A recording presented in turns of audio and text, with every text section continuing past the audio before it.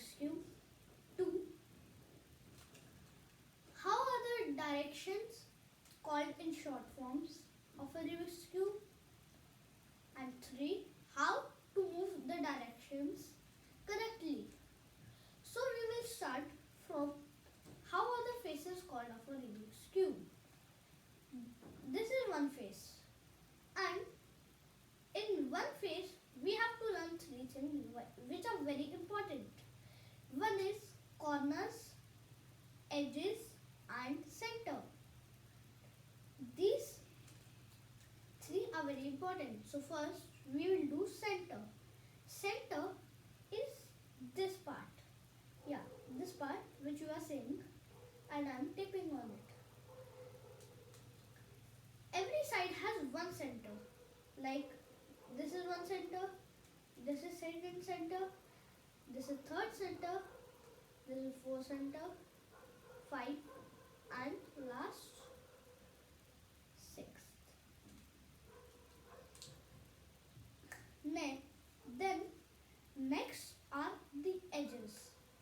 If you see this Rubik's Cube, every side has 4 edges.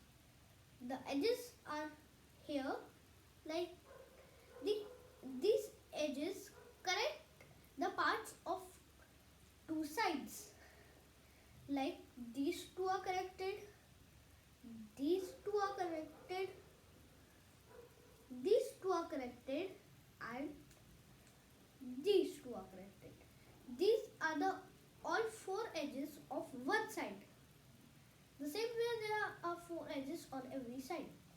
Now we will talk about corners. Corners are very easy. Like there are 8 corners in a cube. 1, 2, 3, 4,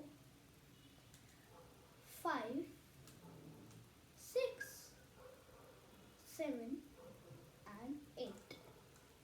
These are the 8 corners. Now second tip.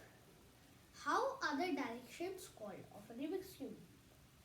We will see how are the directions called.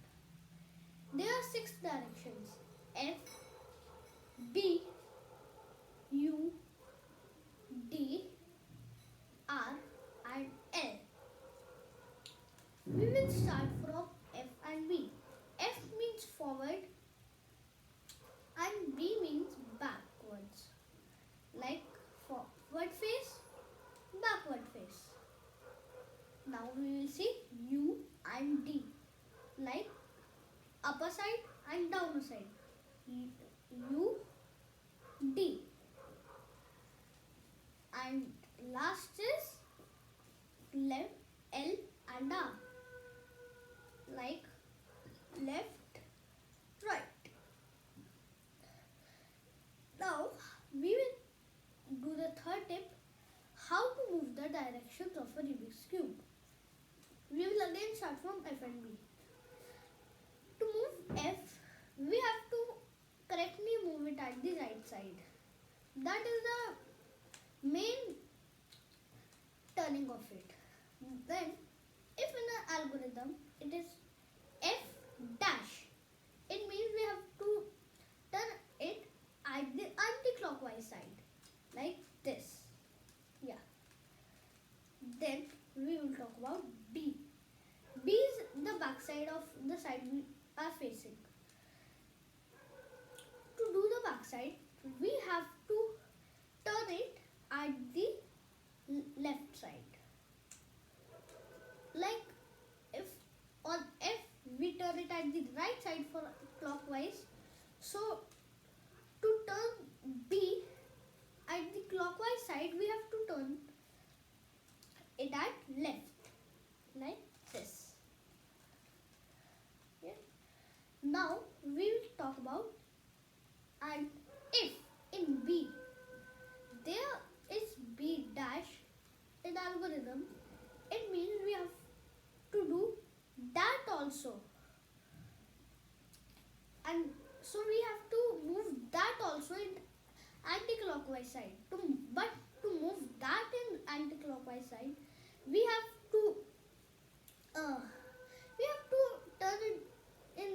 side in which we turn the side of f. Like we turn the side of f here and we turn the side of b here. So we have to do the anti-clockwise side of it. We have to do at the side which we are turning in f, like this. Yeah. Now we will talk about u and b. I mean d. U and d. This is u. U is again turned in right side direction, like this. And u dash is turned at the left side, like this. Yeah. And d is moved at the left side for its normal way, like this.